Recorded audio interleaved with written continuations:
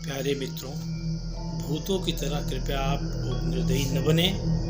केवल 1 सेकंड लगेगा इस चैनल को सब्सक्राइब करके मेरा हौसला बढ़ाएं, ताकि मैं एक से एक बढ़िया से बढ़िया कंटेंट आपके सामने प्रस्तुत करूं और आप लोग उसका आनंद ले सकें। आपके सामने प्रस्तुत है मुई चिरैया पार्ट 2। सिद्धार्थ को महादेव के चरणों में पूर्ण विश्वास था, लेकिन आगे भयानक घाटी थी। सिद्धार्थ ने कदम बढ़ा दिया। इस बार वह तेजी से घाटी में नीचे गिरने लगा। घाटी बहुत ही गहरी थी। तांडव ध्वनि अब भी उसे सुनाई पड़ रही थी। अचानक उसके हाथ में कुछ लताएं आ गई। उसने उसे पकड़ लिया। लताओं को पकड़ते ही वे लताएं उसे झूले की तरह झुलाते हुए एक पर्वत चोटी पर पहुंचा देती है। यह चोटी बहुत सकरी गोलाकार थी।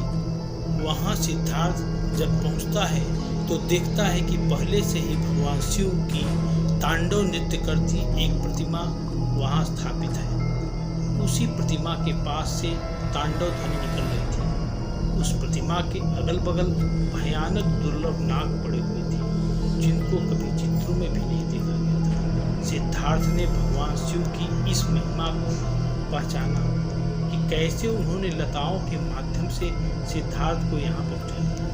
अब सिद्धार्थ ने चोटी से घाटी में देखा तो अनंत गहराई दिखी, लेकिन सिद्धार्थ को तनिक भी भय नहीं, क्योंकि उसका पूर्ण समर्पण महादेव में था। भयानक नागों ने सिद्धार्थ को घेर कर डरवाया, लेकिन सिद्धार्थ महादेव के चरणों में ध्यान करके बैठ गया। अब प्रभात काल का समय आ गया था। अचानक प्रकाश फैलने लगा। एकादश यानी 11 मनकों वाला रुद्राक्ष सामने आया और गायब हो गया। इसके बाद पंच रुद्राक्ष आया और गायब हो गया। सिद्धार्थ पूर्ण तैयार था। तभी सप्त रुद्राक्ष यानी 7 मनकों वाला रुद्राक्ष स्वर्ण की तरह चमकता हुआ जैसे ही सामने आया, सिद्धार्थ ने बिल्वपत्र की माला उस पर डाल दी। बिल्वपत्र माला डालते ही सप्त रुद्राक्ष स्थिर हो गया। सिद्धार्थ ने माला सहित उठाकर अपने पास रख लिया और साथ में ले गए पारा शिवलिंग को वहां पर स्थापित करके दंडवत प्रणाम किया। अब उसने चिरंजीव गुफा का ध्यान किया। क्षण भर के अंदर वह चिरंजीव गुफा में पहुंच गया। बाबा शिवानंद ने सिद्धार्थ और सौरभ को तुरंत रतनगढ़ जाकर सप्त रुद्राक्ष समर्पित करने को कहा। वे दोनों रतनगढ़ की सीमा पर पहुंचे तो देखा कि रतनगढ़ में चारों ओर हाहाकार मचा हुआ है। ऐसा लग रहा था कि रतनगढ़ में उन पक्षियों का ही वास हो गया है। पेड़ तक सूख गए थे। चारों लाशें ही लाशें दिख रही थी। नदी तालाब में पानी का अकाल पड़ा था।